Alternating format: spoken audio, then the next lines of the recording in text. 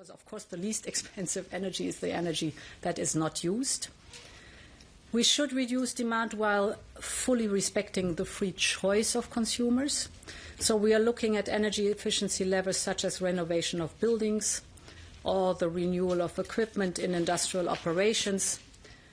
These are some measures, but there are also other measures that we will present or will be the core of the presentation of the communication next week on the table of the leaders.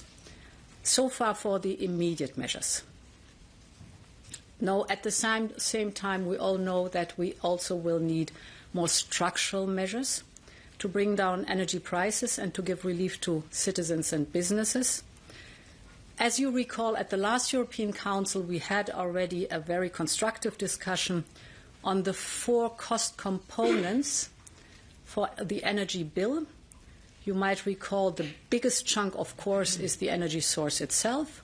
But then you have the grid charges, you have the taxes and levy, and the smallest part is the ETS. We discussed that at the last European Council. So we are partially delivering already on what we have discussed in the European Council and designing new elements. So the first one we looked at is the ETS cost. I want to repeat, it's the smallest amount in the energy bill. Here we have already now proposed changes of the Market Stability Reserve. We are stopping the cancellation of allowances. We are boosting the firepower of the reserve. And with this, we are enhancing, which is very important, the stability and the predictability of the ETS prices without losing the important price signal. In addition, we will shortly consult Member States on updated ETS benchmarks, using all the flexibilities the legal text gives us. And we are on track to present the full review of the ETS system as announced in July. Then the second part, or the 2 other cost components, are, as I said, electricity taxes and the grid charges.